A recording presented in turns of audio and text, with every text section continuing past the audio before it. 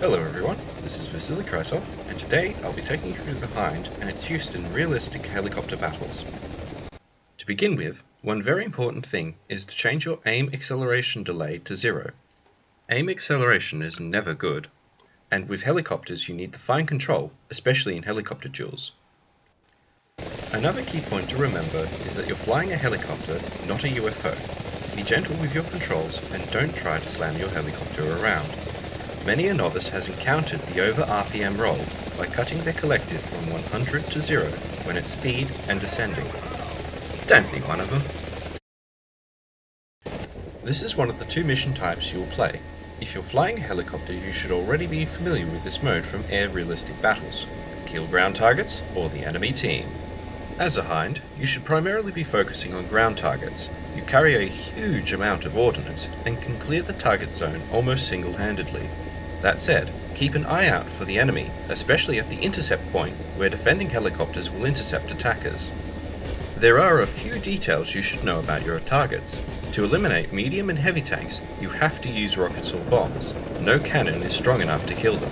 Next, the 12.7mm machine guns can kill light pillboxes, but it's a very inefficient use of their ammo. Light tanks can be engaged from above, the sides, and the rear, even with 12.7mm machine guns. Vehicles, AAA, and artillery are all quickly destroyed by anything. While you do have lots of ordnance at your disposal, you should nonetheless be doing your best to be efficient.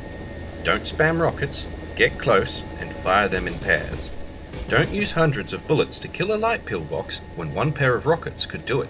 Unless you're already out of rockets, that is. Furthermore, I recommend using your ATGMs to destroy light pillboxes as you are flying in. The strange movement of tanks in this mode can often cause you to miss when you shouldn't, and waste a shot.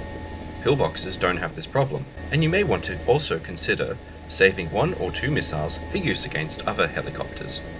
Another thing that goes for both modes is that it's often a good idea to set your gun to low rate of fire. The high rate can quite often just cause you to waste ammo on sky and dirt, and it's better to land a quick controlled burst on a target than spraying wildly. In ground strike, you'll want to carry a loadout that maximizes the amount of rockets you can carry, as this will give you the greatest ability to destroy swaths of ground targets. Bombs are rather useless as they can't destroy nearly as much as a rocket pod can. The UPK-23 gun pods can also make for a poor choice, as they're no better than rockets against light targets, and cannot destroy hard targets at all. However, they can give you extra firepower against other helicopters.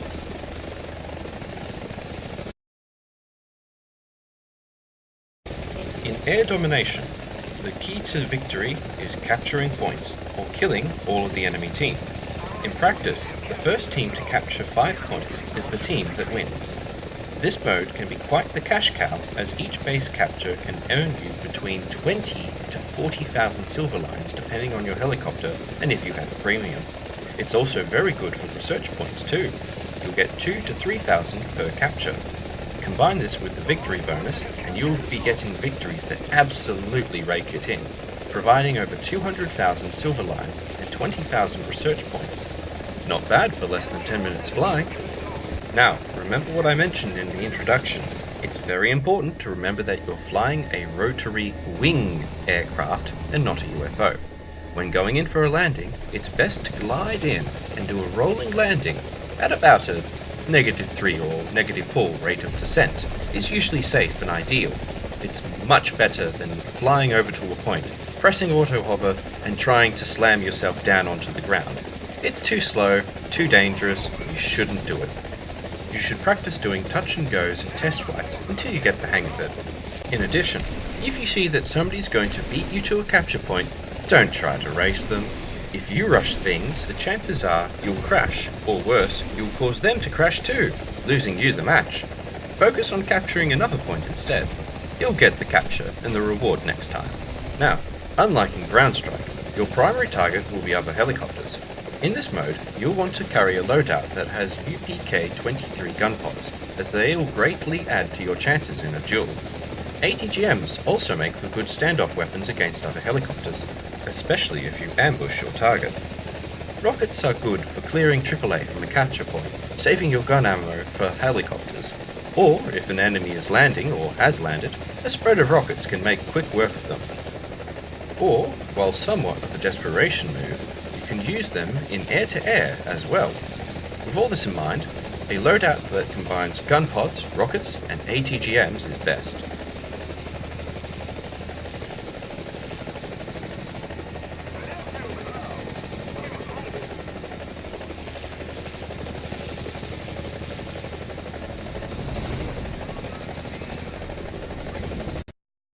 And now, the helicopters. There are 4 models of the Mi-24, the A, D, V, and P variants, with the modern Mi-35M at the end. Each is a sequential improvement over the previous. The A, also known as the Stakhan, due to the shape of its cockpit glass in Russia, is the first model. It comes standard with S5 rockets and the A-12 HMG, which you are probably familiar with from the Mi-4. Later, you can unlock bombs and ATGMs, but no gun pods, as they come later. With its 128 rockets, you can do a lot of damage on the ground. Remember, be precise and don't spam. The D is a premium, which means that it will make you a lot of money and let you rapidly research other helicopters. The HMG is now replaced with the Yak-B Gatling gun with a ferocious rate of fire, but with a rather wide spread. The S5 rockets return, and now you can mount a pair of UPK-23 gun pods. The V is essentially a D, but now the rockets are replaced with a more accurate and more powerful S8. You might feel a little bit hesitant to use the S8 in place of the S5, as you can't carry as many, but their much better accuracy means that in practical terms they can do just as much work, if not more than the S5s. Also, gun pods can be carried in a quad, which provides a truly absurd amount of DACA.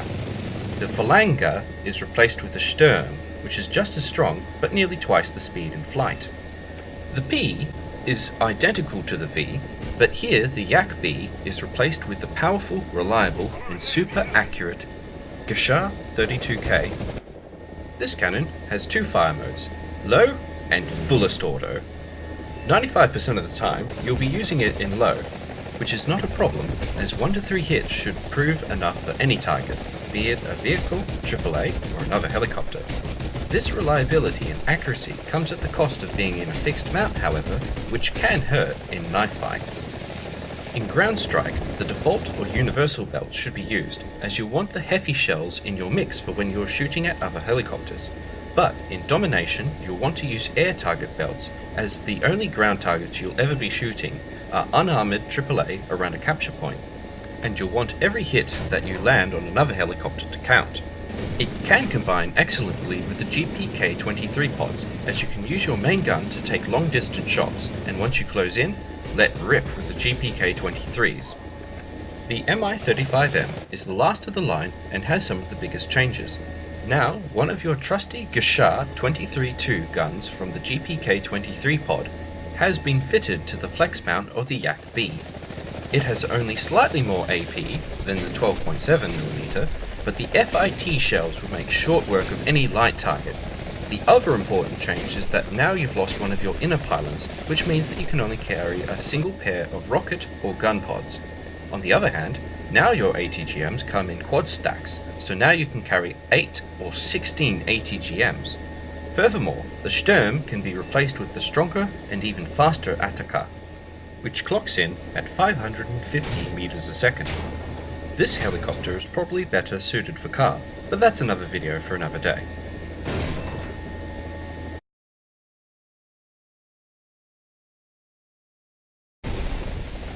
Now, our last topic is crew skills. In helicopter battles, keen vision is the most important skill to have, as without it, you will often find yourself being shot at by other helicopters that don't have a marker. This is not a good situation to be in, and being able to quickly see where the enemy is and how far away they are is very important in CQB. It's a must-have. With base skills, you'll only see markers at close distances, such as about 700 meters, but at max skills, you can see out to about 1.2 kilometers away. Next, Vitality will let your pilot survive more damage, which can be the difference between victory and defeat. Weapon maintenance improves rocket accuracy and makes your guns a lot more reliable. This is quite important for the Yak-B equipped Hinds. Repair and reload speed will let you get back into the fight faster after landing at a base. The other skills are not important, as you're probably not going to be pulling any high G maneuvers in a helicopter anyway, and there are no defensive gunners. Also, the awareness skill is probably not going to tip you off until the enemy is already shooting at you anyway.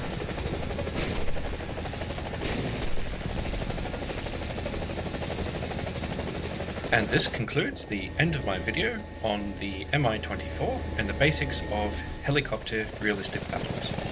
I hope you've enjoyed the video, and as always, please like, comment and subscribe if you'd like to see more content like this. Have a good day!